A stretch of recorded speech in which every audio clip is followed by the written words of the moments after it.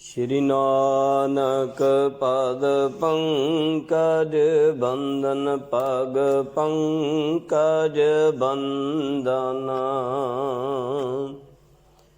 सिमरो अंगद दुख निकंदना। गुरु अमरदास हृदय नित ध्यावों हृदय नित ध्यावों। श्री गुरु रामदास गुण गावों। श्री अर्जन बेघनन के नाशक बेघनन के नाशक। श्री हर गोबिंद शुभ सुमति प्रकाशक। श्री हर राय नमो कर जोरी नमो कर जोरी। श्री हर कृष्ण मनाए बहोरी। गुरु तेग बहादुर परम कृपाला वाहिगुरु परम कृपाला। श्री गुरु गोबिंद सिंह बिसाला।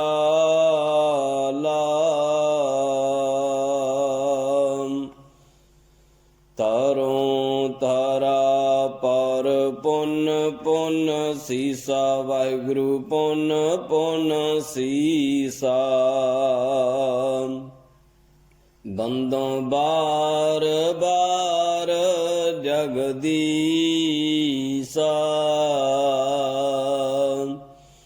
थारों थारा पर पुन पुन सीसा वाहिगुरु पुन पुन सीसा।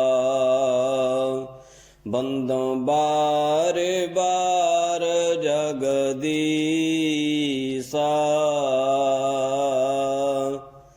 जिसमें अमृत ज्ञान है मानक भगत वैराग। श्री गुरु ग्रंथ साहिब उद्धत बंदों कर अनुराग। श्री गुर शब्द कमाए जिन जीते पंच विकार। तिन संतन का बंदना सिर चरणन पर धार। एक ओंकारा सतगुरु तेह प्रसाद साचो होए। वाहिगुरु जी की फतेह है विघ्न विनाशन सोए। वाहिगुरु जी की फतेह है विघ्न विनाशन सोए। सतनाम श्री वाहिगुरु साहिब जी दोहरा। मंडी वालो सुध सैन राजा बड़ सदाए। सो मिलियो भांत ज्यों सो मैं द्यों बताए। मंडी वालो सुध सैन राजा बड़ा सदाए। सो मिलियो भांत ज्यों सो मैं द्यों बताए। वाहिगुरु जी का खालसा वाहिगुरु जी की फतेह। परम सन्मानयोग सतगुਰਾਂ ਦੀ ਪਾਵਨ ਹਜ਼ੂਰੀ ਅੰਦਰ ਸੰਧਿਆ ਦੇ ਸਜੇ ਦੀਵਾਨ ਵਿੱਚ ਡੁੱਡ ਬੈਠੇ ਗੁਰਮਾਈ ਭਾਈ ਗੁਰੂ ਰੂਪ ਗੁਰੂ ਖਾਲਸਾ ਸਾਧ ਸੰਗਤ ਜੀਓ। ਗੁਰਦੇਵ ਸੱਚੇ ਪਾਤਸ਼ਾਹ ਜੀ ਦੀ ਅਪਾਰ ਰਹਿਮਤ ਬਖਸ਼ਿਸ਼ ਹੋਈ ਹੈ। ਆਪ ਸੰਗਤਾਂ ਨੇ ਰਹਿਰਾਸ ਸਾਹਿਬ ਜੀ ਦੇ ਪਾਠ ਆਰਤੀ ਆਰਤੇ ਦੇ ਸ਼ਬਦ ਕੀਰਤਨ ਨਾਮ ਸਿਮਰਨ ਦੀਆਂ ਵਿੱਚ ਹਾਜ਼ਰੀਆਂ ਭਰੀਆਂ ਨੇ ਸਰਵਣ ਕੀਤੇ ਨੇ। ਆਓ ਕੁਝ ਸਮਾਂ ਖਾਲਸੇ ਪੰਥ ਦੇ ਇਤਿਹਾਸ ਦੀ ਲੜੀਵਾਰ ਕਥਾ ਵਿਚਾਰ ਹੋਵੇਗੀ। ਬੰਦਾ ਸਿੰਘ ਬਹਾਦਰ ਦੀ ਕਥਾ ਆਰੰਭ ਹੈ। ਬੰਦਾ ਸਿੰਘ ਬਹਾਦਰ ਕਹਿਲੂਰ ਰਿਆਸਤ ਦੇ ਉੱਪਰ ਚੜ੍ਹਾਈ ਕਰਕੇ ਬੰਦਾ ਸਿੰਘ ਬਹਾਦਰ ਨੇ ਮੋਰਚਾ ਫਤਿਹ ਕੀਤਾ ਹੈ। ਇਹ ਪ੍ਰਸੰਗ ਆਪ ਸੰਗਤਾਂ ਨੇ ਪਿਛਲੇ ਦੀਵਾਨ ਵਿੱਚ ਸਰਵਣ ਕੀਤਾ ਸੀ। ਅੱਜ ਕਵੀ ਰਤਨ ਸਿੰਘ ਜੀ ਭੰਗੂ ਮੰਡੀ ਵਾਲੇ ਰਾਜੇ ਸੁੱਧ ਸੈਣ ਦੀ ਕਥਾ ਜਿਹੜੀ ਉਹ ਸੁਣਾ ਰਹੇ ਨੇ। ਸਾਰੀਆਂ ਸੰਗਤਾਂ ਸਰਵਣ ਕਰੀਏ। ਇੱਧਰ ਬੰਦਾ ਸਿੰਘ ਬਹਾਦਰ ਹੁਣ ਹੋਰ ਅਗਾਂਹ ਨੂੰ ਕਹਿਲੂਰ ਰਿਆਸਤ ਚੜ੍ਹਾਈ ਕਰਨ ਵਾਸਤੇ ਤਿਆਰ ਬਰ ਤਿਆਰ ਆ। ਇਹ ਪ੍ਰਸੰਗ ਕੱਲ ਦੇ ਦੀਵਾਨ ਵਿੱਚ ਸੀ। ਕਵੀ ਰਤਨ ਸਿੰਘ ਜੀ ਭੰਗੂ ਕਹਿੰਦੇ ਨੇ ਕਿ ਮੰਡੀ ਵਾਲੋ ਸੁੱਧ ਸੈਣ ਰਾਜਾ ਵੱਡਾ ਸਦਾਏ। ਸੁਕੇਤ ਮੰਡੀ ਦਾ ਜੋ ਰਾਜਾ ਸੁੱਧ ਸੈਣ ਸੀ ਉਹ ਬੜਾ ਧਰਮੀ ਰਾਜਾ ਸੀ, ਰੱਬ ਦੇ ਭੈ ਵਾਲਾ ਸੀ, ਆਪਣੇ ਆਪ ਨੂੰ ਵੱਡਾ ਰਾਜਾ ਸਦਵਾਉਂਦਾ ਸੀ। ਸੋ ਮਿਲਿਓ ਭਾਂਤ ਜੋ ਸੋ ਮੈਂ ਦਿਉ ਬਤਾਏ। ਜਿਸ ਤਰ੍ਹਾਂ ਮੰਡੀ ਵਾਲਾ ਰਾਜਾ ਸੁੱਧ ਸੈਣ ਬੰਦਾ ਸਿੰਘ ਬਹਾਦਰ ਨੂੰ ਆ ਕੇ ਮਿਲਿਆ ਹੈ, ਉਹ ਮੈਂ ਸਾਰੀ ਗੱਲ ਜਿਹੜੀ ਹੈ ਕਹਾਣੀ ਕਥਾ ਆਪ ਸੰਗਤਾਂ ਨੂੰ ਸੁਣਾਉਂਦਾ ਹਾਂ। ਚੌਪਈ ਮੰਡੀ ਵਾਲੇ ਯੋਂ ਸੁਣ ਪਾਇਆ। ਜਦੋਂ ਸੁਕੇਤ ਮੰਡੀ ਦੇ ਰਾਜੇ ਸੁੱਧ ਸੈਣ ਨੇ ਇਸ ਤਰ੍ਹਾਂ ਸੁਣਿਆ ਹੈ ਕਰਾਮਾਤੀ ਬੰਦਾ ਆਇਆ। ਬੰਦਾ ਬਹਾਦਰ ਬਹੁਤ ਵੱਡਾ ਕਰਾਮਾਤੀ ਹੈ, ਜਿਸ ਨੇ ਮੇਰੇ ਮਹਿਲਾਂ ਨੂੰ ਅੱਗ ਲੱਗਣ ਦਾ ਖਦਸ਼ਾ ਪਹਿਲਾਂ ਹੀ ਦਿਨੇ ਦੱਸ ਦਿੱਤਾ ਔਰ ਰਾਤ ਨੂੰ ਅੱਗ ਲੱਗ ਗਈ ਸੀ। ਅਕਾਲ ਕਿਰਪਾ ਹੈ ਜਿਨ ਪਰ ਭਈ। ਜਿਨ੍ਹਾਂ ਉੱਤੇ ਅਕਾਲ ਪੁਰਖ ਪਰਮਾਤਮਾ ਦੀ ਕਿਰਪਾ, ਗੁਰੂ ਗੋਬਿੰਦ ਸਿੰਘ ਮਹਾਰਾਜ ਸਾਹਿਬ ਜੀ ਦੀ ਭਾਰੀ ਕਿਰਪਾ ਹੋਈ ਹੈ, ਬਖਸ਼ਿਸ਼ ਹੋਈ ਹੈ। ਬੰਦੇ ਕੋ ਸਤਿਗੁਰ ਇਮ ਕਹੀ।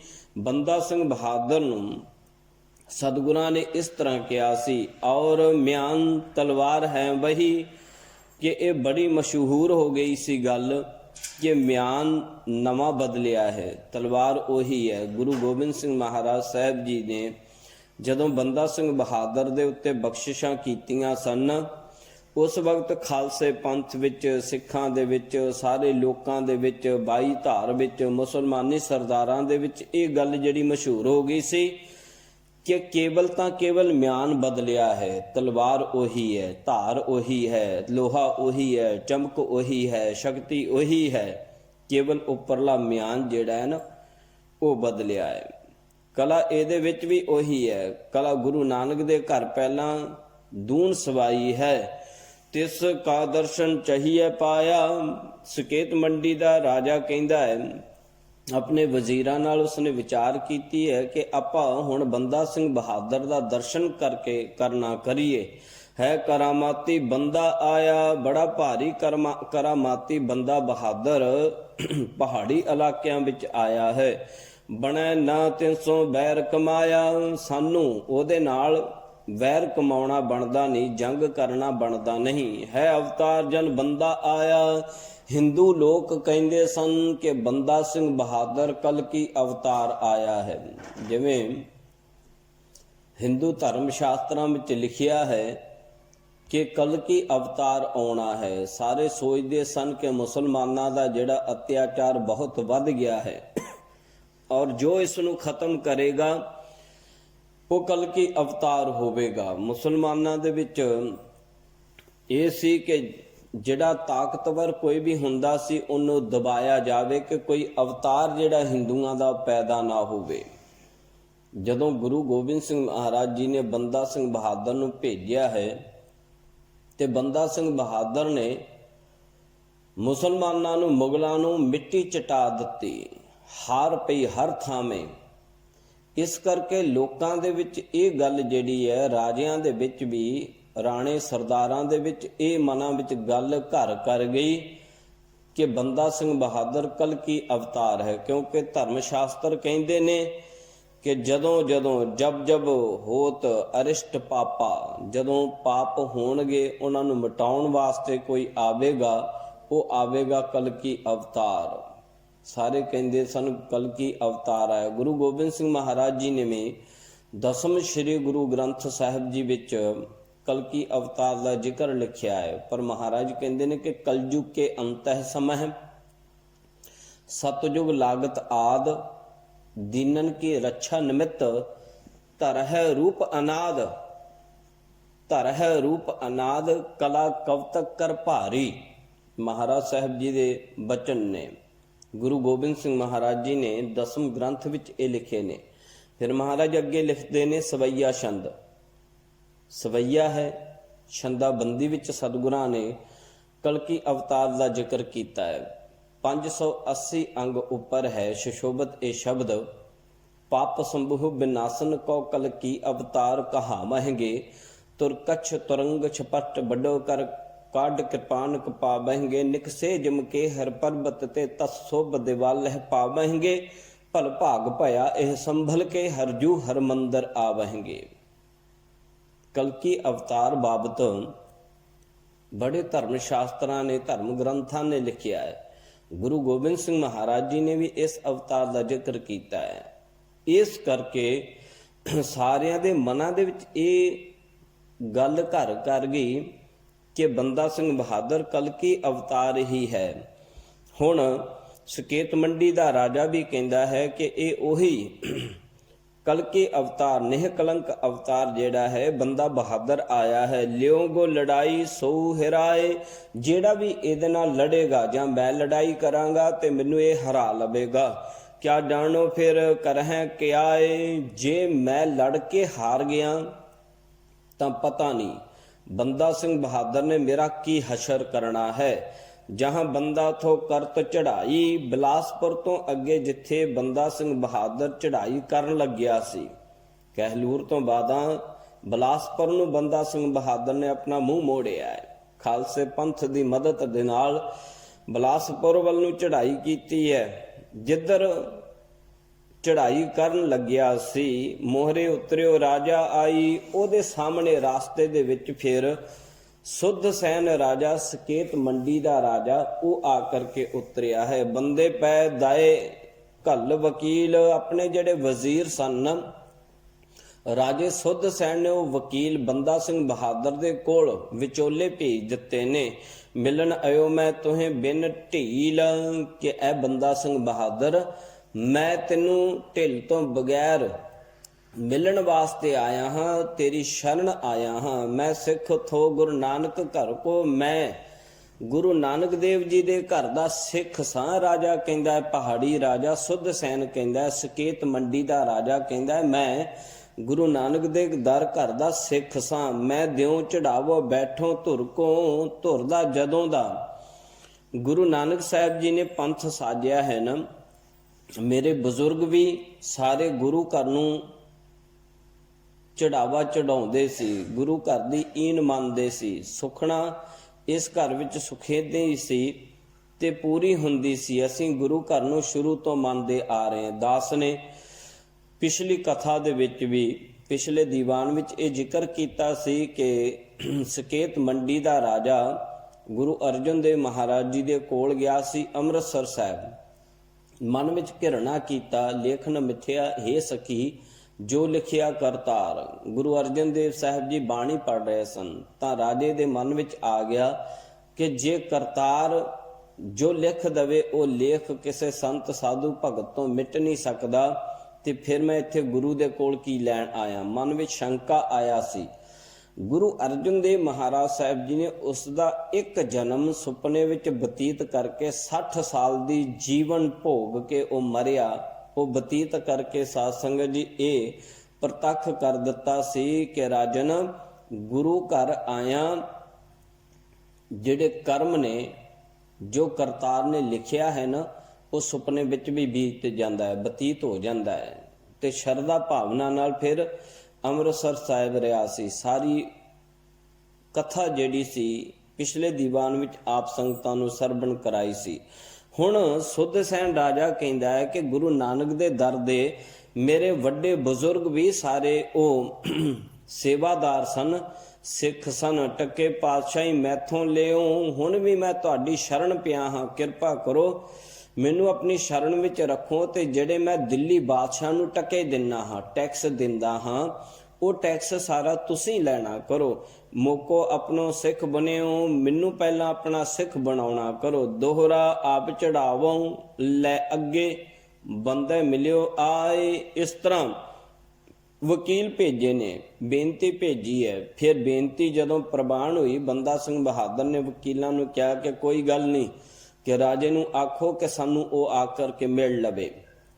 ਫਿਰ ਬਹੁਤ ਸਾਰਾ ਚੜਾਵਾ ਲੈ ਕੇ, ਭੇਟਾਵਾਂ ਲੈ ਕਰਕੇ ਰਾਜਾ ਸੁੱਧਸੈਨ ਬੰਦਾ ਬਹਾਦਰ ਨੂੰ ਆ ਕੇ ਮਿਲਿਆ ਹੈ। ਤਬ ਬੰਦੇ ਖੁਸ਼ੀਆਂ ਦਈ ਸੋ ਲਿਓ ਗਲ ਲਾਏ। ਤਦੋਂ ਬੰਦਾ ਸਿੰਘ ਬਹਾਦਰ ਨੇ ਫਿਰ ਰਾਜੇ ਸੁੱਧਸੈਨ ਨੂੰ ਬਹੁਤ ਖੁਸ਼ੀਆਂ ਬਖਸ਼ਿਸ਼ ਕੀਤੀਆਂ, ਬਹੁਤ ਖੁਸ਼ੀਆਂ ਦਿੱਤੀਆਂ, ਆਪਣੇ ਗਲ ਨਾਲ ਲਾ ਲਿਆ ਹੈ। ਚੌਪਈ ਬੰਦੇ ਕਹਿਓ ਸੁਨ ਸੁੱਧਸੈਨ ਰਾਜਾ। ਬੰਦਾ ਬਹਾਦਰ ਕਹਿੰਦਾ ਹੈ ਕਿ ਸੁਣ ਰਾਜਨ, ਤੁਮ ਦੇਸ਼ੋਂ ਨਹਿ ਹੋਏ ਗੋ ਬੇ ਰਾਜਾ, ਕਿ ਤੇਰਾ ਦੇਸ਼ ਰਾਜੇ ਤੋਂ ਬਗੈਰ ਨਹੀਂ ਹੋਵੇਗਾ, ਬਖਸ਼ਿਸ਼ਾਂ ਦਿੰਦਾ ਪਿਆ ਹੈ। ਬੰਦਾ ਬਹਾਦਰ ਕਹਿੰਦਾ ਕਿ ਤੇਰੇ ਦੇਸ਼ ਵਿੱਚ ਹਮੇਸ਼ਾ ਰਾਜਿਆਂ ਦਾ ਰਾਜ ਕਾਇਮ ਰਹੇਗਾ। ਰਹੇ ਨਹੀਂ ਤੋਹੇ ਦੁਖੀ ਸੁਖਾਲੋ, ਤੇਰੇ ਨਾਲ ਵੈਰ ਕਰਨ ਵਾਲੇ, ਈਰਖਾ ਕਰਨ ਵਾਲੇ, ਲੜਨ ਵਾਲੇ ਤੇਰੇ ਦੁਖੀ ਕਦੇ ਸੁਖੀ ਨਹੀਂ ਰਹਿਣਗੇ। ਨਹਿ ਪਰ ਹੈ ਤੋਹੇ ਦੇਸ਼ ਕੋ ਕਾਲੋਂ, ਤੇਰੇ ਦੇਸ਼ ਵਿੱਚ ਕਦੇ ਕਾਲ ਨਹੀਂ ਪਹੇਗਾ। ਸੁਕੇਤ ਮੰਡੀ ਵਿੱਚ ਕਦੇ ਅੰਨ ਦਾ ਕਾਲ ਨਹੀਂ ਪਹੇਗਾ। ਜੋ ਕੁਛ ਹੋਵਗੋ ਤੋ ਕਉ ਲੋਰ, ਜੇ ਤੈਨੂੰ ਕਿਸੇ ਚੀਜ਼ ਦੀ ਜ਼ਰੂਰਤ ਹੋਵੇ ਤਾਂ ਰੱਖ ਪੁਸਤਕ, ਸਭ ਕੰਮ ਹੋਏ ਤੋਰ। ਜਦੋਂ ਉਸਨੇ ਸੱਚਾ ਸਿੱਖ ਹੋਣ ਦਾ ਭਰੋਸਾ ਦੇ ਦਿੱਤਾ ਆਪਣੇ ਵੱਡ ਵਡੇਰਿਆਂ ਦਾ, ਰਾਜੇ ਸੁੱਧਸੈਨ ਨੇ ਬੰਦਾ ਸਿੰਘ ਬਹਾਦਰ ਨੂੰ ਦੱਸ ਦਿੱਤਾ ਔਰ ਆਪ ਬੰਦਾ ਸਿੰਘ ਬਹਾਦਰ ਦੇ ਚਰਨੀ ਪੈ ਗਿਆ। ਆਪਣੇ ਰਾਜ ਭਾਗ ਦੀ ਜਾਨ ਔਰ ਮਾਲ ਦੀ ਸੁੱਖ ਮੰਗ ਲਈ। ਉਸ ਵਕਤ ਬੰਦਾ ਸਿੰਘ ਬਹਾਦਰ ਨੇ ਖੁਸ਼ ਹੋ ਕਰਕੇ ਜਿਹੜੀ ਉਹਦੇ ਕੋਲ ਸਿੱਧੀਆਂ ਦੀ ਕਿਤਾਬ ਸੀ, ਪੁਸਤਕ ਸੀ, ਜੋ ਲੂਣੀਏ ਸਿੱਧ ਨੇ ਪੋਥੀ ਦਿੱਤੀ ਸੀ ਨਾ ਬੰਦਾ ਸਿੰਘ ਬਹਾਦਰ ਨੂੰ, ਉਹ ਸਿੱਧੀ ਪੁਸਤਕ ਜਿਹੜੀ ਸੀ, ਕਰਾਮਾਤੀ ਜਿਹੜੀ ਪੁਸਤਕ ਸੀ, ਉਹ ਬੰਦਾ ਸਿੰਘ ਬਹਾਦਰ ਨੇ ਰਾਜੇ ਸੁੱਧਸੈਨ ਨੂੰ ਦੇ ਦਿੱਤੀ ਹੈ। ਵਿਦਿਆ ਸਭ ਇਸਕੇ ਮਾਹੇ, ਕਹਿੰਦਾ ਕਿ ਸਭ ਵਿਦਿਆ, ਸਾਰੇ ਤਰ੍ਹਾਂ ਦੀਆਂ ਵਿਦਿਆਵਾਂ, ਕਰਾਮਾਤਾਂ ਇਸ ਪੋਥੀ ਦੇ ਵਿੱਚ ਮੌਜੂਦ ਹਨ। ਜੋ ਚਾਹੋ ਸੋ ਲਹਿ ਕਮਾਏ, ਜਿਹੜੀ ਚੀਜ਼ ਦੀ ਤੈਨੂੰ ਲੋੜ ਹੈ, ਜਿਹੜੀ ਵਿਦਿਆ ਦੀ ਤੈਨੂੰ ਲੋੜ ਹੈ ਨਾ, ਤੂੰ ਇਸ ਵਿੱਚੋਂ ਪੜ੍ਹ ਕੇ ਕਮਾ ਸਕਦਾ ਹੈ। ਦੋਹਰਾ ਉਸ ਪੁਸਤਕ ਕੋ ਇੱਕ ਪੱਤਰੋ ਉਸਮਾਈ ਹੱਥ ਆਏ, ਕਹਿੰਦੇ ਨੇ ਕਿ ਇਸ ਕਿਤਾਬ ਦਾ ਇੱਕ ਪੱਤਰਾ, ਵੈਸੇ ਤਾਂ ਉਹ ਜਿਹੜੀ ਪੋਥੀ ਸੀ ਨਾ ਬੰਦਾ ਸਿੰਘ ਬਹਾਦਰ ਵਾਲੀ, ਸਿੱਧਾਂ ਵਾਲੀ ਜਿਹੜੀ ਪੋਥੀ ਸੀ, ਉਹ ਲੱਭੀ ਨਹੀਂ, ਉਹ ਉੱਥੇ ਹੀ ਕਿਤੇ ਗਵਾਚ ਗਈ ਹੈ। ਇੱਕ ਪੱਤਰਾ ਜਿਹੜਾ ਸੀ ਨਾ, ਉਸ ਦੇ ਵਿੱਚੋਂ ਬੰਦਾ ਸਿੰਘ ਬਹਾਦਰ ਦੀ ਘਰਵਾਲੀ ਦੇ ਕੋਲ ਸੀ। ਜਿਨ ਬਾਬਾ ਸਾਹਿਬ ਸਿੰਘ ਕੋ ਦੀਨੋ ਪਰਚੋ ਲਗਾਏ, ਜਿਸ ਬੰਦਾ ਸਿੰਘ ਬਹਾਦਰ ਦੀ ਘਰਵਾਲੀ ਨੇ ਬਾਬਾ ਸਾਹਿਬ ਸਿੰਘ ਜੀ ਬੇਦੀ, ਊਨਾ ਸਾਹਿਬ ਵਾਲੇ, ਗੁਰੂ ਨਾਨਕ ਦੇਵ ਮਹਾਰਾਜ ਸਾਹਿਬ ਜੀ ਦੀ ਅੰਸ਼ ਬੰਸ, ਉਹ ਸਾਰਾ ਜਿਹੜਾ ਸੀ ਬਾਬਾ ਸਾਹਿਬ ਸਿੰਘ ਬੇਦੀ ਨੂੰ ਬੰਦਾ ਸਿੰਘ ਬਹਾਦਰ ਦੀ ਘਰਵਾਲੀ ਇਸਤਰੀ ਨੇ, ਜੋ ਸਾਧੂਆਂ ਦੇ ਭੇਸ ਵਿੱਚ ਰਹਿੰਦੀ ਸੀ, ਉਹਨੇ ਉਹ ਇੱਕ ਪੱਤਰੇ ਦੀ ਕਰਾਮਾਤ ਜਿਹੜੀ ਉਹ ਦਿਖਾ ਦਿੱਤੀ ਸੀ। ਚੌਪਈ ਉਸ ਮਾਈ ਕੋ ਇਮ ਹੱਥ ਆਈ, ਉਸ ਮਾਈ ਦੇ ਹੱਥ ਵਿੱਚ, ਬੰਦਾ ਸਿੰਘ ਬਹਾਦਰ ਦੀ ਘਰਵਾਲੀ ਦੇ ਹੱਥ ਵਿੱਚ ਉਹ ਪੋਥੀ ਦਾ ਪੱਤਰਾ ਇੰਜ ਆਇਆ ਹੈ। ਬੰਦੇ ਨਾਰੀ ਉਨ ਟਹਿਲ ਕਮਾਈ, ਕਿ ਇਸਤਰੀ ਨੇ ਬਹੁਤ ਸਾਰੀ ਬੰਦਾ ਸਿੰਘ ਬਹਾਦਰ ਦੀ ਟਹਿਲ ਕਮਾਈ ਸੀ। ਬੰਦੇ ਦੀ ਇਸਤਰੀ ਜੋ ਉਸਨੇ ਗੁਪਤ ਵਿਵਾਹ ਕਰਵਾ ਲਿਆ ਸੀ, ਉਸਨੇ ਸੇਵਾ ਕੀਤੀ ਸੀ ਬੰਦਾ ਸਿੰਘ ਬਹਾਦਰ ਦੀ। ਔਰ ਉਸ ਪੋਥੀ ਦੇ ਵਿੱਚੋਂ ਇੱਕ ਵਰਕਾ ਜਿਹੜਾ ਸੀ ਨਾ, ਇੱਕ ਪੇਜ ਉਸਦੇ ਹੱਥ ਲੱਗ ਗਿਆ, ਉਸਨੇ ਉਹ ਇੱਕ ਪੇਜ ਜਿਹੜਾ ਉਹ ਵਿੱਚੋਂ ਪਾੜ ਲਿਆ ਸੀ। ਹੁਤੀ ਬੰਦੇ ਨਾਰੀ ਕਿਤੇ ਜੇਜੋਂ ਵੱਲ, ਕਹਿੰਦੇ ਨੇ ਕਿ ਜਿਹੜਾ ਹੁਸ਼ਿਆਰਪੁਰ ਤੋਂ ਉੱਪਰਲੇ ਪਾਸੇ ਪਹਾੜਾਂ ਵੱਲ ਜੇਜੋ ਹੈ ਨਾ, ਦੁਆਬੇ ਦੇ ਵਿੱਚ ਬੰਦਾ ਸਿੰਘ ਬਹਾਦਰ ਦੀ ਉਹ ਇਸਤਰੀ, ਉਹ ਪੋਥੀ ਦਾ ਵਰਕਾ ਲੈ ਕੇ, ਪੇਜ ਲੈ ਕਰਕੇ ਉੱਥੇ ਰਹਿੰਦੀ ਸੀ। ਸਾਧੂਆਂ ਦਾ ਇਸ ਦਾ ਭੇਜ ਸੀ। ਤੇ ਕਰੀ ਸੇਵਾ ਥੀ ਰੋੜੀ ਚੱਲ, ਰੋੜੀ ਜਿੱਥੇ ਉਹਦਾ ਮੁਕਾਮ ਹੈ ਨਾ, ਰੋੜੀ ਨਾਮ ਦਾ ਅਸਥਾਨ ਹੈ, ਉੱਥੇ ਜਾ ਕੇ ਇਸਨੇ ਬਹੁਤ ਸਾਰੀ ਸੇਵਾ ਕੀਤੀ ਸੀ ਬੰਦਾ ਬਹਾਦਰ ਦੀ। ਦੋਹਰਾ ਬੰਦੇ ਨਾਰੀ ਕੋ ਪਰਚੋ ਇੱਕ ਮੈਂ ਦਿਉ ਲਿਖਾਏ, ਕਹਿੰਦੇ ਨੇ ਕਿ ਉਹ ਇੱਕ ਪਰਚੇ ਦੇ ਵਿੱਚ, ਇੱਕ ਅੰਗ ਦੇ ਵਿੱਚ, ਇੱਕ ਪੇਜ ਦੇ ਵਿੱਚ ਇਤਨੀ ਵੱਡੀ ਕਰਾਮਾਤ ਸੀ ਕਿ ਉਸ ਨਾਰੀ ਇਸਤਰੀ ਨੇ ਪੜ ਕੇ ਬਹੁਤ ਸਾਰੇ ਲੋਕਾਂ ਨੂੰ ਕਰਾਮਾਤਾਂ ਨਾਲ ਸਾਧ ਸੰਗਤ ਜੀ ਧਨ ਪਦਾਰਥ ਦਿੱਤਾ, ਪੁੱਤਰ ਦਿੱਤੇ। ਕਹਿੰਦੇ ਨੇ ਕਿ ਕਵੀ ਰਤਨ ਸਿੰਘ ਜੀ ਭੰਗੂ ਜੀ ਕਿ ਉਸ ਇੱਕ ਅੰਗ ਦਾ, ਇੱਕ ਪੇਜ ਦਾ ਜੋ ਕਰਾਮਾਤੀ ਗੱਲ ਹੈ ਨਾ, ਉਹ ਮੈਂ ਤੁਹਾਨੂੰ ਇੱਥੇ ਸੁਣਾਉਂਦਾ ਹਾਂ। ਔਰ ਅਨੇਕ ਪਰਚੇ ਲਿਖੈ ਗ੍ਰੰਥ ਵੱਡ ਜਾਏ। ਜੇ ਹੋਰ ਸਾਰੇ ਪੋਥੀ ਦੀ ਗੱਲ ਲਿਖੀ ਹੈ ਨਾ ਕਿ ਕਿਹੜੀ ਕਿਹੜੀ ਉਸ ਵਿੱਚ ਕਰਾਮਾਤ ਲਿਖੀ ਹੋਈ ਸੀ, ਕਿਹੜੀ ਕਿਹੜੀ ਜਾਦੂਈ ਸ਼ਕਤੀ ਉਸ ਵਿੱਚੋਂ ਪ੍ਰਾਪਤ ਹੁੰਦੀ ਸੀ, ਤਾਂ ਕਵੀ ਸਾਹਿਬ ਜੀ ਕਹਿੰਦੇ ਨੇ ਕਿ ਬਹੁਤ ਗ੍ਰੰਥ ਵੱਡਾ ਹੋ ਜਾਵੇਗਾ। ਇਸ ਲਈ ਥੋੜੇ ਮਾਤਰ ਇੱਕ ਮੈਂ ਤੁਹਾਨੂੰ ਉਸ ਵਿੱਚੋਂ ਸਾਖੀ ਜਿਹੜੀ ਉਹ ਸੁਣਾ ਦਿੰਦਾ ਹਾਂ। ਬਿਨਾ ਪੁੱਤਰ ਜੇਜੋ ਵੱਲ ਜਸਵਾਲ ਹੁਤ ਰਾਜਾ। ਜੋ ਜੇਜੋ ਦਾ ਜਸਵਾਲ ਰਾਜਾ ਸੀ, ਬਿਨਾ ਪੁੱਤਰ ਸੋ ਜਾਤ ਅਕਾਜਾ। ਉਸਦੇ ਘਰ 2 ਇਸਤਰੀਆਂ ਸਨ, 2 ਵਿਆਹ ਹੋਏ ਸਨ ਉਸਦੇ, ਤੇ ਦੋਨਾਂ ਦੇ ਪੁੱਤਰ ਨਹੀਂ ਸੀ। ਰਾਜਾ ਪੰਡੋਰੀ ਮਹੰਤੈ ਢਿੱਗ ਗਇਓ। ਪੰਡੋਰੀ ਪਿੰਡ ਸੀ, ਉੱਥੋਂ ਦਾ ਇੱਕ ਵੱਡਾ ਮਹੰਤ ਸੀ, ਬੜਾ ਕਰਾਮਾਤੀ ਸੀ ਤੇ ਚੰਗਾ ਕਲਾਵਾਨ ਸੀ। ਉਹ ਰਾਜਾ ਜਸਵਾਲ ਉਸਦੇ ਕੋਲ ਪੁੱਤਰ ਦੀ ਜਾਚਨਾ ਵਾਸਤੇ ਗਿਆ ਹੈ। ਉਸਕੋ ਰਕਾਜ ਨਾ ਉਸਤੇ ਭਇਓ। ਜਾ ਕਰਕੇ ਬੇਨਤੀ ਕੀਤੀ। ਜਦੋਂ ਉਸ ਮਹੰਤ ਨੇ, ਕਲਾਵਾਨ ਮਹੰਤ ਸਾਧੂ ਨੇ, ਜਦੋਂ ਰਾਜੇ ਜਸਵਾਲ ਦੀਆਂ ਦੋਨਾਂ ਰਾਣੀਆਂ ਦੀਆਂ ਕਰਮ ਰੇਖਾਵਾਂ ਦੇਖੀਆਂ ਨਾ, ਤੇ ਉਹਨੇ ਕਹਿ ਦਿੱਤਾ ਕਿ ਇਹ ਕੰਮ ਮੇਰੇ ਤੋਂ ਨਹੀਂ ਹੋਣਾ। ਤੇਰੇ ਘਰ ਵਿੱਚ, ਤੇਰੇ ਇਸਤਰੀਆਂ ਦੇ ਭਾਗ ਵਿੱਚ, ਘਰ ਵਾਲੀਆਂ ਦੇ ਭਾਗ ਵਿੱਚ ਕਿਸੇ ਇੱਕ ਦੇ ਵੀ ਪੁੱਤਰ ਨਹੀਂ ਹੈ। ਉਸਕੋ ਕਾਜ ਨ ਉਸਤੈ ਭਇਓ। ਜਦੋਂ ਉਸ ਮਹੰਤ ਨੇ ਜਵਾਬ ਦੇ ਦਿੱਤਾ ਕਿ ਤੇਰਾ ਕਾਰਜ ਇੱਥੋਂ ਨਹੀਂ ਸਰੇਗਾ। ਹੁਤ ਵਡਭਾਗ ਸਿੰਘ ਘਰ ਗੁਰਿਆਣੀ। ਕਹਿੰਦੇ ਨੇ ਕਿ ਉਧਰ ਫਿਰ ਵਡਭਾਗ ਸਿੰਘ ਜੀ ਦੇ ਘਰ, ਵਡਭਾਗ ਸਿੰਘ ਜੀ ਦੇ ਘਰ ਵਾਲੀ ਦੇ ਕੋਲ ਵੀ ਉਹ ਯਾਚਨਾ ਲੈ ਕੇ ਗਿਆ ਪੁੱਤਰ ਦੀ ਕਿ ਮੇਰੇ ਘਰ ਪੁੱਤਰ ਹੋ ਜਾਵੇ। ਤਾਂ ਕੱਲੀ ਉਸ ਰਾਜੇ ਰਾਣੀ। ਰਾਜੇ ਨੇ ਫਿਰ ਆਪਣੀਆਂ ਦੋਵੇਂ ਰਾਣੀਆਂ ਜਿਹੜੀਆਂ ਸਨ ਉਹ ਉੱਥੇ ਵਡਭਾਗ ਸਿੰਘ ਦੇ ਘਰ ਵਾਲੀ ਦੇ ਕੋਲ ਭੇਜੀਆਂ ਕਿ ਜਾਓ, ਜਾ ਕੇ ਪੁੱਤਰ ਦਾ ਵਰਦਾਨ ਤੁਸੀਂ ਉਸ ਕੋਲੋਂ ਲੈ ਆਓ। ਔਰ ਅਨੇਕ ਸਿੱਧਨ ਘਰ ਗਈ। ਪਰ ਵਡਭਾਗ ਸਿੰਘ ਦੇ ਘਰੋਂ ਵੀ, ਵਡਭਾਗ ਸਿੰਘ ਜੋ ਬਾਬਾ ਗੁਰਦਿੱਤਾ ਜੀ ਦੇ ਅੰਸ਼ ਬੰਸ਼ ਵਿੱਚੋਂ ਅੱਜ ਵੀ ਸਾਧ ਸੰਗਤ ਜੀ ਉੱਥੇ ਵੱਡੇ ਵੱਡੇ ਜੋੜ ਮੇਲੇ ਲੱਗਦੇ ਨੇ, ਕਿਉਂ ਗੁਰੂ ਸਾਹਿਬ ਜੀ ਦੀ ਅੰਸ਼ ਬੰਸ਼ ਆ। ਤੇ ਭਾਵੇਂ ਪੰਥ ਵਿੱਚੋਂ ਛੇਕੇ ਗਏ ਨੇ, ਪਰ ਜਿੱਥੇ ਉਹਨਾਂ ਦਾ ਹੈ ਜਸ ਉੱਥੇ ਹੈ। ਵਡਭਾਗ ਸਿੰਘ ਦੇ ਡੇਰੇ ਵੀ ਇਹ ਦੋਨੇ ਰਾਣੀਆਂ ਗਈਆਂ ਨੇ, ਜਾ ਕਰਕੇ ਪੁੱਤਰ ਦੀ ਦਾਤ ਮੰਗੀ ਹੈ, ਪਰ ਉੱਥੇ ਵੀ ਪੁੱਤਰਾਂ ਦੀ ਦਾਤ ਪ੍ਰਾਪਤ ਨਾ ਹੋਈ। ਹੋਰ ਜਿੰਨੇ ਵੱਡੇ ਵੱਡੇ ਸੰਤ ਸਨ, ਮਹੰਤ ਸਨ, ਸਿੱਧ ਸਨ, ਉਹਨਾਂ ਸਾਰਿਆਂ ਦੇ ਕੋਲ ਦੋਨੇ ਰਾਣੀਆਂ ਜਿਹੜੀਆਂ ਉਹ ਗਈਆਂ ਨੇ ਪੁੱਤਰ ਦੀ ਯਾਚਨਾ ਲੈ ਕਰਕੇ, ਪਰ ਕਿਤੋਂ ਵੀ ਔਲਾਦ ਨਾ ਉਨਕੋ ਕਿਸਤੇ ਆਈ। ਕਿਸੇ ਤੋਂ ਵੀ ਉਹਨਾਂ ਨੂੰ ਸੰਤਾਨ ਦੀ ਪ੍ਰਾਪਤੀ ਨਾ ਹੋਈ।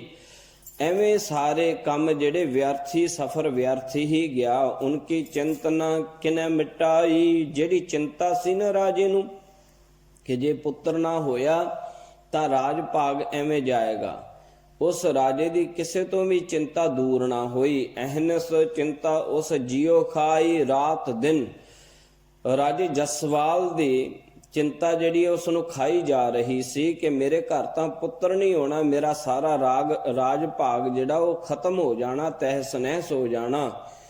ਵੱਡੋ ਸੰਦੇਸ਼ੋ ਯਹ ਜਗ ਮਾਹੇ। ਸੰਸਾਰ ਵਿੱਚ ਇਹ ਵੱਡਾ ਅੰਦੇਸ਼ਾ ਹੈ। ਪੁੱਤਰ ਬਿਨਾ ਘਰ ਐਵੇਂ ਸੁੰਨਾ ਲੱਗਦਾ ਹੈ। ਪੁੱਤਰ ਤੋਂ ਬਗੈਰ ਸੰਸਾਰ ਵਿੱਚ ਜੜ ਨਹੀਂ ਲੱਗਦੀ। ਗੁਰੂ ਗ੍ਰੰਥ ਸਾਹਿਬ ਜੀ ਦੀ ਬਾਣੀ ਵੀ ਕਹਿੰਦੀ ਹੈ, ਪੁੱਤੀ ਗੰਢ ਪਵੈ ਸੰਸਾਰ। ਪੁੱਤਰਾਂ ਦੇ ਨਾਲ, ਧੀਆਂ ਦੇ ਨਾਲ, ਸੰਤਾਨ ਦੇ ਨਾਲ ਸੰਸਾਰ ਵਿੱਚ ਸਾਂਝ ਬਣਦੀ ਹੈ, ਸੰਸਾਰ ਵਿੱਚ ਪੀੜ੍ਹੀ ਚੱਲਦੀ ਹੈ, ਸੰਸਾਰ ਵਿੱਚ ਨਾਮ ਰਹਿੰਦਾ ਹੈ। ਜੇ ਪੁੱਤਰ ਧੀਆਂ ਨਾਲ, ਸੰਤਾਨ ਨਾ ਹੋਵੇ ਸਾਧ ਸੰਗਤ ਜੀ, ਫਿਰ ਨਾ ਤੇ ਸੰਸਾਰ ਦੇ ਨਾਲ ਸਾਂਝ ਬਣੇਗੀ, ਨਾ ਰਿਸ਼ਤੇਦਾਰੀ ਬਣੇਗੀ, ਨਾ ਪੀੜ੍ਹੀ ਚੱਲੇਗੀ। ਜਦੋਂ ਕੁਝ ਵੀ ਨਾ ਰਿਹਾ ਤੇ ਫਿਰ ਜ਼ਮੀਨ ਜਾਇਦਾਦ ਵੀ, ਕਮਾਇਆ ਹੋਇਆ ਧਨ ਮਾਲ ਵੀ ਜਿਹੜਾ ਉਹ ਸਾਰੇ ਦਾ ਸਾਰਾ ਵਿਅਰਥ ਚਲਿਆ ਜਾਂਦਾ ਹੈ। ਇੰਜ ਰਾਤ ਦਿਨ ਉਸ ਨੂੰ ਚਿੰਤਾ ਖਾਈ ਜਾਂਦੀ ਹੈ। ਬਿਨ ਔਲਾਦ ਕਰ ਬਿਰਥੇ ਜਾਹੇ, ਬਗੈਰ ਔਲਾਦ ਤੋਂ ਘਰ ਵਿਅਰਥ ਚਲੇ ਜਾਂਦੇ ਨੇ। ਦੋਹਰਾ ਉਹਾਂ ਕਿਸੇ ਨੇ ਆਏ ਕਹੀ, ਇੱਕ ਬੰਦੇ ਨਾਰ ਅਖਾਏ। ਰਾਜੇ ਦਾ ਦਰਬਾਰ ਇੱਕ ਦਿਨ ਲੱਗਾ ਸੀ, ਬੜੀ ਭਾਰੀ ਚਿੰਤਾ ਸੀ। ਭਾਰਤ ਵਿੱਚ ਏਸ਼ੀਆ ਦੇ ਵੱਡੇ ਵੱਡੇ ਸਾਧੂ ਜਨਾਂ ਦੀ ਗਿਣਤੀ ਹੋਣ ਲੱਗ ਪਈ ਕਿ ਕੌਣ ਕਰਾਮਾਤੀ ਹੈ, ਕੌਣ ਪੁੱਤਰਾਂ ਦੀ ਦਾਤ ਦਿੰਦਾ ਹੈ। ਇੱਕ ਦਿਨ ਕਹਿੰਦੇ ਨੇ ਕਿ ਰਾਜ ਸਭਾ ਦੇ ਵਿੱਚ ਆ ਕਰਕੇ ਇੱਕ ਨੇ ਦੱਸ ਦਿੱਤਾ ਹੈ ਕਿ ਇੱਕ ਨਾਰੀ ਹੈ, ਇਸਤਰੀ ਹੈ, ਬੰਦਾ ਸਿੰਘ ਬਹਾਦਰ ਦੀ ਘਰਵਾਲੀ ਅਖਵਾਉਂਦੀ ਹੈ। ਜੋ ਮੁਖਤੇ ਵਹ ਬਚ ਕਹੈ, ਸੋ ਨਾ ਬਿਰਥੋ ਜਾਏ। ਜੋ ਆਪਣੇ ਮੂੰਹੋਂ ਕਹਿ ਦਿੰਦੀ ਹੈ ਨਾ, ਉਹ ਬਿਰਥਾ ਨਹੀਂ ਜਾਂਦਾ। ਚੌਪਈ ਤਾਂ ਉਨ ਸੁਨਤ ਐਸ ਚਿਤਾਈ। ਜਦੋਂ ਇਹ ਗੱਲ ਸੁਣੀ ਤਾਂ ਰਾਜੇ ਜਸਵਾਲ ਦੇ ਮਨ ਵਿੱਚ ਇਹ ਗੱਲ ਆਈ ਹੈ। ਜਿਮ ਅਤਹਿ ਪਿਆਸੇ ਨੀਰ ਦਸਈ। ਕਹਿੰਦੇ ਨੇ ਕਿ ਜਿਵੇਂ ਬਹੁਤ ਜ਼ਿਆਦਾ ਪਿਆਸੇ ਨੂੰ ਪਾਣੀ ਮਿਲ ਜਾਵੇ ਨਾ, ਇਦਾਂ ਦੀ ਉਹਦੀ ਹਾਲਤ ਹੋਈ ਸੀ ਕਿ ਸੁਣਦਿਆਂ ਸਾਰੀ ਉਸ ਨੂੰ ਇਹ ਗੱਲ ਚਿੱਤ ਆਈ ਹੈ। ਪਰ ਉਨ ਕਹੋ ਬਹੁ ਸੋਚਾਂ ਹੋਈ। ਪਰ ਉਹਦੇ ਮਨ ਵਿੱਚ ਬਹੁਤ ਸੋਚਾਂ ਵਿਚਾਰਾਂ ਹੋਈਆਂ ਨੇ।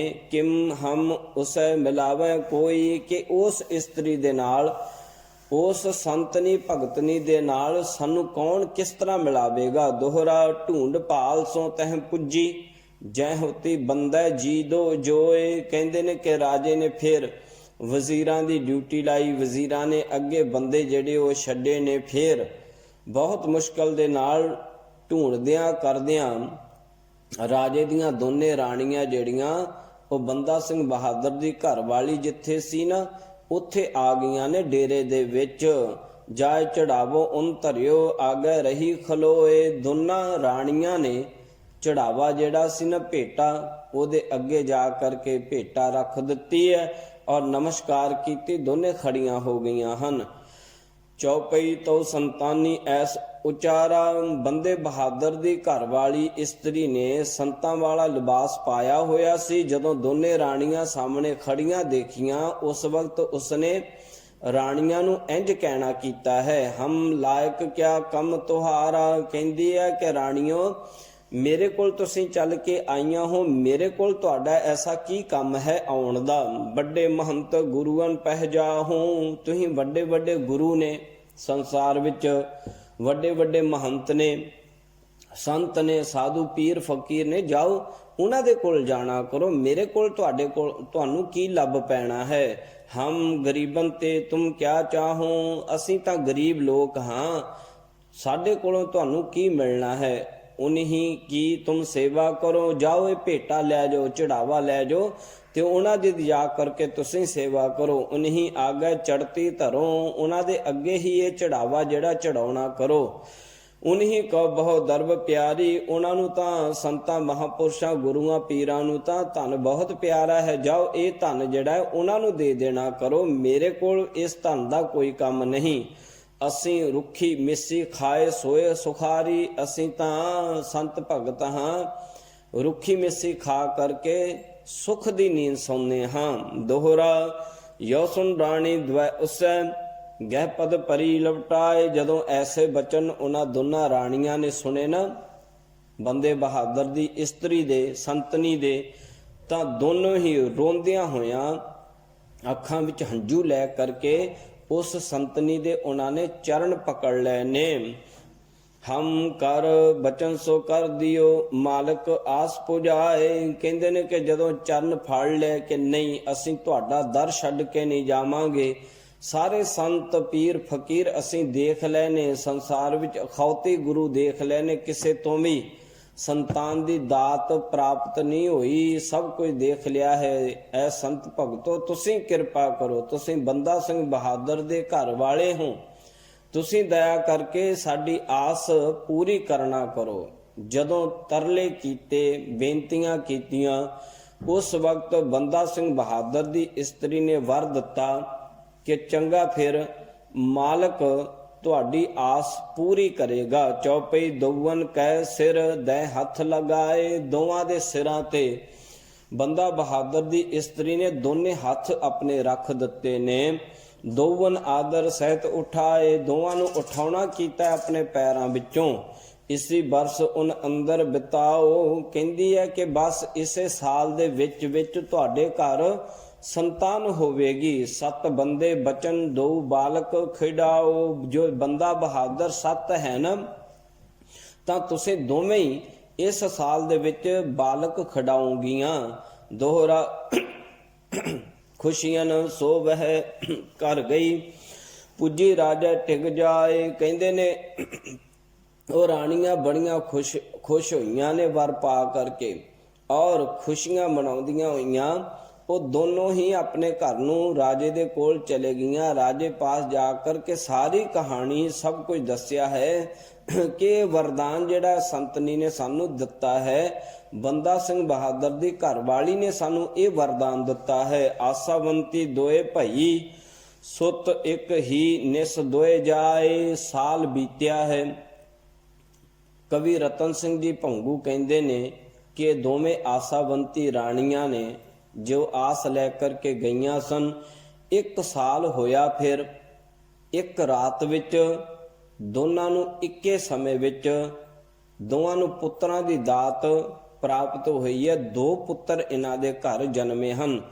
ਅਭਰਾਜ ਸਿੰਘ ਜਗਰੂਪ ਸਿੰਘ ਧਰਿਓ ਉਨਕੋ ਨਾਏ। ਇੱਕ ਦਾ ਨਾਮ ਅਭੈ ਰਾਜ ਸਿੰਘ ਸੀ ਤੇ ਦੂਜੇ ਦਾ ਨਾਮ ਜਗਰੂਪ ਸਿੰਘ ਨਾਮ ਰਾਜੇ ਨੇ ਰੱਖਣਾ ਕੀਤਾ ਹੈ। ਔਰ ਬਾਤ ਬਹੁਤੀ ਲਿਖੀ ਗ੍ਰੰਥ ਵੱਡੋ ਹੋਏ ਜਾਏ। ਭਾਈ ਰਤਨ ਸਿੰਘ ਜੀ ਭੰਗੂ ਕਹਿੰਦੇ ਨੇ ਕਿ ਜੇ ਮੈਂ ਉਸ ਬੰਦਾ ਸਿੰਘ ਬਹਾਦਰ ਦੀ ਪੋਥੀ ਦੇ ਹੋਰ ਰਾਜ ਲਿਖਾਂਗਾ ਨਾ, ਹੋਰ ਕਰਾਮਾਤਾਂ ਲਿਖਾਂਗਾ ਤੇ ਬਹੁਤ ਵੱਡਾ ਗ੍ਰੰਥ ਹੋ ਜਾਵੇਗਾ। ਇਸ ਲਈ ਕਵੀ ਜੀ ਕਹਿੰਦੇ ਨੇ ਕਿ ਮੈਂ ਇਤਨੀ ਕੁ ਸਿਰਫ ਸੰਗਤਾਂ ਦੀ ਜਾਣਕਾਰੀ ਵਾਸਤੇ ਦੱਸਦਾ ਪਿਆ ਹਾਂ ਕਿ ਜਿਹੜੀ ਬੰਦਾ ਸਿੰਘ ਬਹਾਦਰ ਦੇ ਕੋਲ ਪੋਥੀ ਸੀ ਨਾ, ਕਰਾਮਾਤੀ ਪੋਥੀ ਜੋ ਲੂਣੀਆਂ ਸਿੱਧ ਨੇ ਦਿੱਤੀ ਸੀ, ਉਹ ਪੋਥੀ ਜਿਹੜੀ ਸੀ ਬਹੁਤ ਵਿਦਿਆ ਨਾਲ ਭਰਪੂਰ ਸੀ। ਜਿਸ ਦਾ ਇੱਕ ਪੱਤਰਾ ਉਸ ਦੀ ਘਰਵਾਲੀ ਕੋਲ ਸੀ ਤੇ ਘਰਵਾਲੀ ਨੇ ਰਾਜੇ ਜਸਵਾਲ ਨੂੰ ਉਹਦੇ ਰਾਜ ਵਿੱਚ 2 ਪੁੱਤਰ, ਦੋਵਾਂ ਰਾਣੀਆਂ ਦੇ ਘਰ ਇੱਕੇ ਸਾਲ ਵਿੱਚ 2 ਪੁੱਤਰ ਕਹਿ ਕੇ ਦੇ ਦਿੱਤੇ ਕਿ ਇਸੇ ਸਾਲ ਵਿੱਚ ਇੱਕੋ ਟਾਈਮ, ਇੱਕੇ ਦਿਨ, ਇੱਕੇ ਰਾਤ ਵਿੱਚ 2 ਪੁੱਤਰ ਹੋਣਗੇ। ਉਹ ਬਚਨ ਸੱਚ ਹੋਇਆ ਔਰ ਪੁੱਤਰ ਹੋਣ ਤੇ ਰਾਜੇ ਨੇ ਫਿਰ ਖਾਲਸਿਆਂ ਦੇ ਵਿੱਚੋਂ ਨਾਮ ਚੁਣ ਕੇ ਰੱਖਿਆ ਅਭਰਾਜ ਸਿੰਘ ਤੇ ਜਗਰੂਪ ਸਿੰਘ। 2 ਪੁੱਤਰ ਰਾਜੇ ਦੇ ਹੋਏ ਨੇ। ਐਸੀ ਇੱਕ ਕਰਾਮਾਤ ਬੰਦਾ ਸਿੰਘ ਬਹਾਦਰ ਦੇ ਕੋਲ ਸੀ। ਕਲਗੀਆਂ ਵਾਲੇ ਪਾਤਸ਼ਾਹ ਗੁਰੂ ਗੋਬਿੰਦ ਸਿੰਘ ਮਹਾਰਾਜ ਸਾਹਿਬ ਜੀ ਨੇ ਵੀ ਬੰਦਾ ਸਿੰਘ ਬਹਾਦਰ ਤੇ ਬਹੁਤ ਬਖਸ਼ਿਸ਼ਾਂ ਕੀਤੀਆਂ। ਸੋ ਸਤਿਕਾਰਯੋਗ ਸਾਧ ਸੰਗਤ ਜੀ, ਇਹ ਸਮੇਂ ਮੁਤਾਬਕ ਅੱਜ ਰਾਜੇ ਸਕੇਤ ਮੰਡੀ ਸੁੱਧ ਸੈਣ ਦੀ ਕਥਾ ਅਤੇ ਬੰਦਾ ਸਿੰਘ ਬਹਾਦਰ ਦੀ ਕਰਾਮਾਤ ਵਿੱਚੋਂ ਉਸ ਦੀ ਇਸਤਰੀ ਰਾਜੇ ਜਸਵਾਲ ਦੀਆਂ 2 ਇਸਤਰੀਆਂ ਦੀ, ਘਰਵਾਲੀਆਂ ਦੀ, ਰਾਣੀਆਂ ਦੀ ਕਥਾ ਸਰਵਣ ਕੀਤੀ ਹੈ ਜੀ। ਸਮੇਂ ਮੁਤਾਬਕ ਬੇਨਤੀਆਂ ਪ੍ਰਵਾਨ ਕਰਨੀਆਂ, ਭੁੱਲਾਂ ਚੁੱਕਾਂ ਦੀ ਖਿਮਾ। ਆਓ ਆਨੰਦ ਸਾਹਿਬ ਜੀ ਦਾ ਪਾਠ ਹੋਵੇਗਾ ਤੇ ਅਰਦਾਸ ਨਾਲ ਜੁੜਨਾ ਕਰੀਏ ਜੀ। ਭੁੱਲਾਂ ਚੁੱਕਾਂ ਦੀ ਖਿਮਾ ਗੁਰੂ ਜੀ, ਗੁਰੂ ਕੀ ਸਾਧ ਸੰਗਤ ਬਖਸ਼ਣ ਯੋਗ ਹੈ। ਫਤਿਹ ਬੁਲਾਓ ਜੀ। ਵਾਹਿਗੁਰੂ ਜੀ ਕਾ ਖਾਲਸਾ, ਵਾਹਿਗੁਰੂ ਜੀ ਕੀ ਫਤਿਹ।